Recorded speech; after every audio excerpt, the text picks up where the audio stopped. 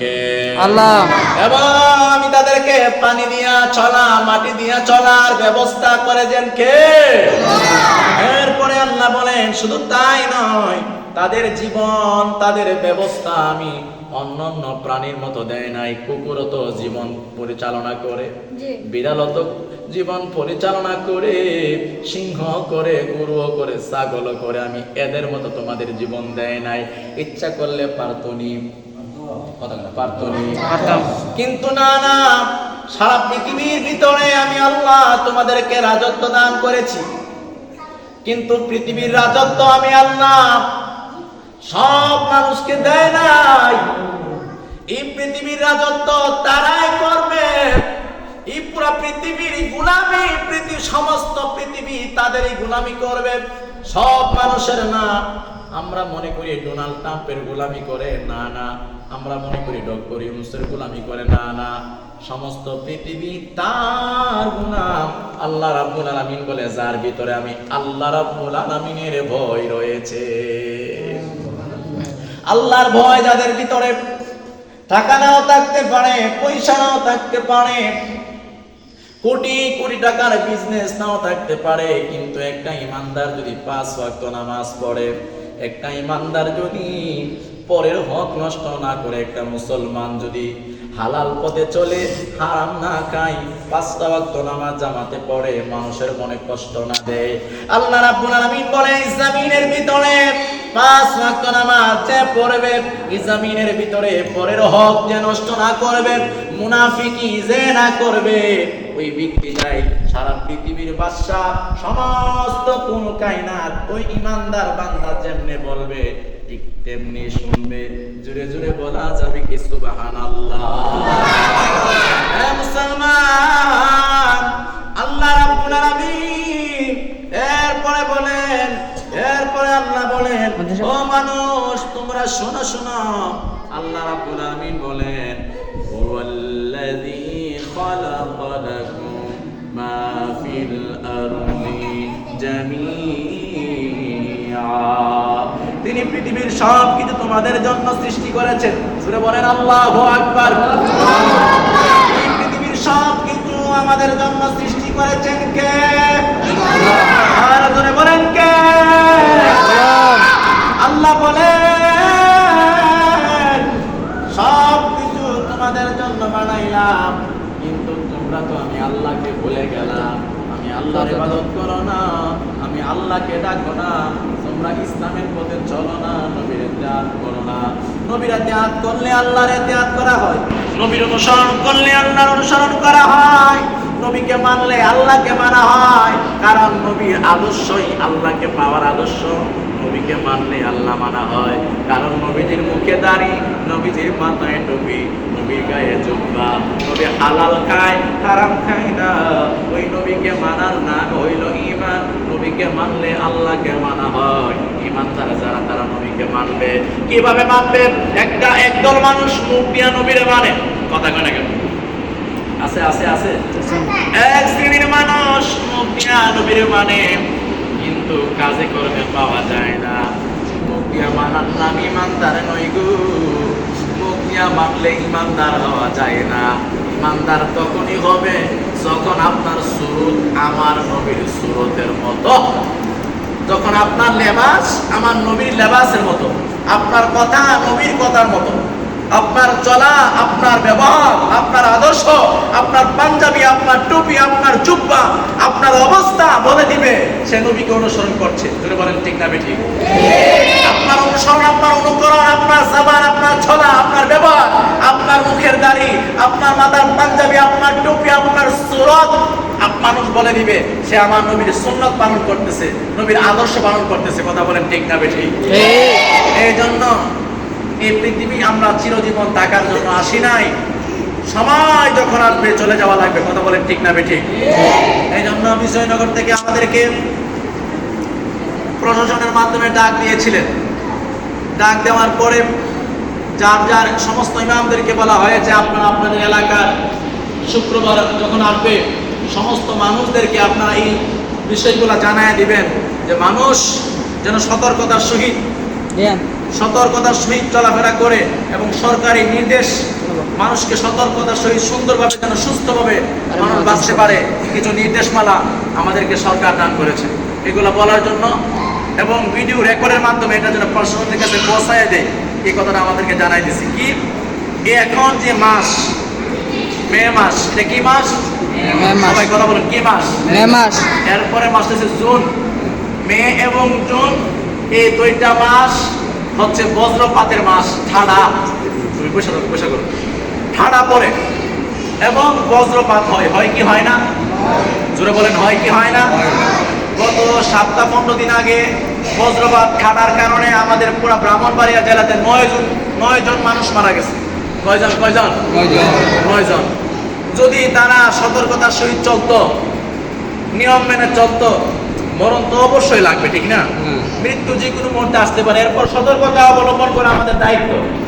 কিন্তু মরে তো যাবো এটা নিশ্চিত, বেঁচে থাকাটা অনিশ্চিত। বেঁচে থাকা কি অনিশ্চিত? অনিশ্চিত। মরে যাবো এটা নিশ্চিত, এতে কোনো সন্দেহ নাই। সরকার কিন্তু আমাদেরকে সমস্ত ইমামদেরকে কিছু নির্দেশমালা দিয়েছে। কি দিয়েছে? এগুলো একটু মনোযোগ দিয়ে শুনবেন। 1 নাম্বার, বজ্রপাত ও ঝড়ের সময় বাড়ির দাতব কল, সিঁড়ির দাতব রেলিং, পাইপ ইত্যাদি স্পর্শ করা যাবে না। ঝড় বজ্রপাতের সময়, ঠান্ডা দেওয়ার সময় লোহা আছে না, লোহা, সিঁড়ির লোহা অথবা ঝড়ের সময় বাড়ির ভিতরে কল কারখানা জাতীয় লোহা, পাইপ এগুলাতে স্পর্শ করবেন না। লোহা জাতীয় জিনিস থেকে বজ্রপাত ঝড়ের সময় দূরে থাকবেন। 2 নাম্বার, প্রতিটি বিল্ডিংয়ে বজ্র নিরোধক দণ্ড স্থাপন নিশ্চিত করুন। মানে আপনার বাড়ির সামনে, আপনার বাড়ির পাশে এমন একটা ঘর তৈরি করুন, মানুষ যেন চলাচলের সময় আপনার বাড়ির পাশে দূরায় গিয়ে দাঁড়ায় তার জীবনটা রক্ষা করতে পারে ঠাড়া আসলে। অথবা বৃষ্টিপাত ঝড় বাদল হলে এরকম একটা ঘর সেট করে রাখুন, আপনার ঘরের সামনে একটা বারান্দা করে রাখুন যেন মানুষকে এখানে দাঁড়াইতে পারে।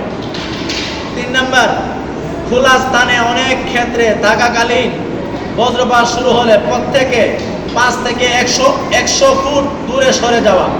মানে আপনি খোলা জায়গা হাঁটতেছেন, রাস্তাঘাট, হাট বাজারে চলাফেরা করতেছেন, হঠাৎ করে আকাশ অন্ধকার, বৃষ্টি নামলো অথবা ঠাড়া মারে, এই সময় একসাথে থাকবেন না। অনেকে আছে না একসাথে জুম্মা বয়ে দেয়, এটা করা যাবে না। আপনারা ওই সময় দ্রুত অবস্থায় ওইখান থেকে যার মানে একজনের কাছ থেকে আরেকজন 100 হাত দূরে যান। কয়শো হাত? 100 হাত বা 50 হাত বা 30 হাত দূরে চলে যান। একজনের সাথে একজন সংঘর্ষ করবেন না। 4 নাম্বার, খোলা স্থানে, খোলা জায়গায় কোনো বট গাছের নিচে আশ্রয় না নেওয়া। গাছ থেকে 4 মিটার দূরে ছেঁড়া বৈদ্যুতিক তার থেকে নিরাপদ দূরত্বে থাকা। কথা কি বুঝছেন? আমরা দেখবেন ঝড় বাদল আসলে, ঠাড়া পড়লে আমরা দূরে কি করি? আমরা গিয়া বট গাছের তলে, বড় গাছের তলে যাই। কথা কোন যায় কি যায় না? আমরা যাই না, এরকম করা যাবে না। গাছের নিচে যাবেন না, বড় গাছের নিচে, কোনো গাছের নিচে যাবেন না। গাছের মধ্যে গেলাম ঠান্ডা অত সহজে পড়ে। বা ওই কারেন্টের তার আছে, এই কারেন্টের থাম্বা নিচে যাবেন না, খুব সতর্ক থাকতে হবে। এরপরে বলতেছে ক্ষয়ক্ষতি কমানোর জন্য বৈদ্যুতিক যন্ত্রপাতি প্লাগগুলো লাইন থেকে বিচ্ছিন্ন রাখা। মানে এটা বুঝছেন নি? যখন ঠাড়া পড়বো বা ঝড় বাদল শুরু হয়ে যাব, আপনার ঘরের প্রত্যেকটা লাইন, মেইন চয়েস সবগুলো অফ করে দিবেন। আমার কথা বুঝছেন? যদি বলেন বুঝছেন? ঘরের ভিতরে লাইনগুলা, কারেন্টের সুইচগুলা বা মেইন চয়েস বজ্রপাতের সময় লাইন অফ করে দিবেন। হঠাৎ করে কারেন্ট আসতে পারে, আবার বজ্রপাত দিলে সঙ্গে সঙ্গে সবকিছু কি হয়ে যাবে? নষ্ট হয়ে যাবে। যত দ্রুত সম্ভব দালান বা কংক্রিটের চাউনির নিচে আশ্রয় নেওয়া।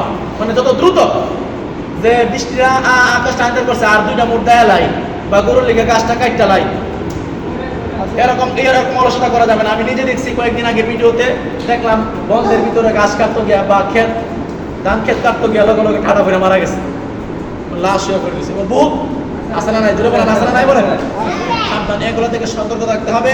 আকাশ খারাপ, বৃষ্টি আসবে, ঝড় বাদল আসবে, ঠাড়া পড়বে, এরকম অবস্থা দেখলে দ্রুত এখান থেকে স্থান ত্যাগ করে কোনো জায়গায় আশ্রয়, কোনো বাড়িতে, কোনো ঘরে আশ্রয় নিন। আগে জীবন তারপরে কাজ। কথা ঠিক না বেঠিক? আগে জীবন তারপরে কি কাজ। এরপরে আসেন, বজ্রপাতের সময় বাড়িতে থাকলে জানালার কাছাকাছি বারান্দায় না থাকা। কথা বুঝছেন? বজ্রপাতের সময় জানালার কাছে আমরা অনেক সময় উকি দিয়া দিই কেমন পরে আকাশটা কেমন, ওই সময় কিরম ঠুস কইরা আয় অনেক সময় বেড়ালাম। ঠিক আছে, এটাতে সাবধান থাকতে হবে, জানালার কাছে তাকা যাবে না। ঘরের ভিতরে বৈদ্যুতিক সরঞ্জাম থেকে দূরে থাকবেন, বৈদ্যুতিক তার থেকে দূরে থাকবেন। বজ্রপাতের সময় খোলা জায়গায় মাঠ বা উঁচু স্থানে না থাকা। বজ্রপাতের সময় শিশুদের খোলা মাঠে খেলাধুলা থেকে বিরত রাখা, নিজেরাও বিরত থাকা। এপ্রিল জুন মাসে বজ্রপাত বেশি হয়, এপ্রিল এবং জুন, এপ্রিল মে জুন 3 মাস, এপ্রিল মে জুন বজ্রপাত বেশি হয়। এই মাসে আকাশে মেঘ দেখা গেলে ঘরে অবস্থান করবেন, গাছের নিচে, এমন আছে না অনেক জায়গায় দোকানের নিচে না, ডাইরেক্টলি ঘরে যাবেন যেখানে নিরাপদ থাকা যায়। রবারের ঘন কালো মেঘ দেখা গেলে ঘরের বাহিরে না যাওয়া, ঘন কালো মেঘ দেখা গেলে ঘরের বাহিরে না যাওয়া, খেয়াল করবেন।